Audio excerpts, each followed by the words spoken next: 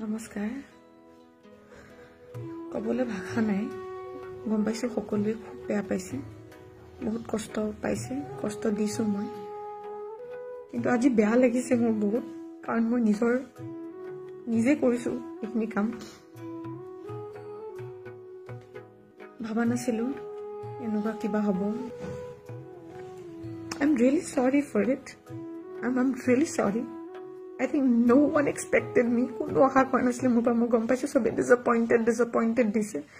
নমস্কাৰ পুনৰ এটা নতুন ভিডিঅ' লৈ আপোনালোক সকলোকে পুনৰবাৰ স্বাগতম জনাইছো বৰ্তমানেও সন্ধান পোৱা নাই সুমি বৰাৰ কোটি কোটি টকাৰ প্ৰবঞ্চনাৰ অভিযোগত জেলত অভিযুক্ত বিশাল ফুকন এতিয়াও পলাতক কোটি টকীয়া প্ৰবঞ্চনাৰে নাম হাঙুৰ খোৱা সুমি বৰা আৰু স্বামী তাৰ্কিক বৰা বিশালক গ্ৰেপ্তাৰ পিছৰে পৰা পলাতক হৈ আছে ৰিলছ ৰাণী সুমি বৰা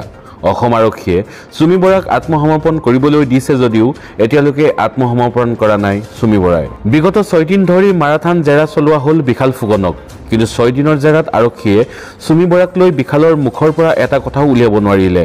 আৰক্ষীয়ে সুমি বৰাক লৈ প্ৰশ্ন কৰিলে নিশ্চুপ হৈ যায় বিশাল ফুকন 6টা দিনৰ আৰক্ষীৰ জেৰাত বিশালে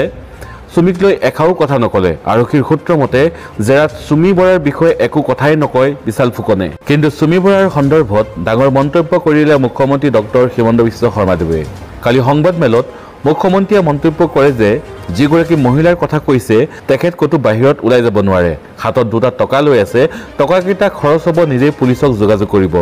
অন্ধধানটো হ'ব নোৱাৰে ঘটনা পুলিচে ভালদৰে তদন্ত কৰিছে প্ৰয়োজন হলে আমি তদন্ত সিবিআইক অৰ্পণ কৰিম অসম পুলিচৰ ইমানটো প্ৰফেশনাল কম্পিটেন্সি আছে যে কোনো মানুহ না যায় কোনোবা গৈছে 10 লাখ টকা লৈ কবাত পলাই আছে দুদিন পিছত হোটেলৰ বিল দিব পইচা নোহোৱা হ'ব নিজে আহি সাৰেন্ডাৰ কৰিব আৰু যিগৰাকী মহিলাৰ কথা কৈছে তেখেত কতো বাহিৰত ওলাই যাব নোৱাৰে হাতত দুটা টকা লৈ আছে দুদিন পিছত টকা কিটা খৰচ হ'ব নিজে পুলিচক যোগাযোগ কৰিব সাৰেন্ডাৰ কৰিব লাগে বুলি ক'ত যাব অন্তৰ্ধানটো হ'ব নোৱাৰে পুলিচ আপুনি ডিজিপি সাহেবক আপোনালোকে সুধি ল'ব কি একশন লোৱা হৈছে কিন্তু ঘটনাটো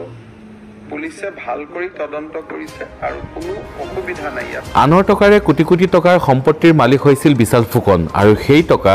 ৰিলছ ৰাণী সুমি বৰাই কটাইছিল বিলাসী জীৱন ষ্টক মাৰ্কেটত বিনিয়োগ কৰাৰ নামত বিশাল ফুকনে আত্মহাত কৰিছিল কোটি কোটি টকা আনৰ টকা সুমি বিশালে পানীৰ দৰেই খৰচ কৰিছিল আনৰ পৰা প্ৰবঞ্চনা কৰি আহৰণ কৰা ধনেৰে সুমি বিশালে কটাইছিল বিলাসবহুল জীৱন কিন্তু ভাতৃ বিশালক গ্ৰেপ্তাৰৰ পিছৰে পৰাই পলাই আছে ৰিলছ ৰাণী সুমি বৰা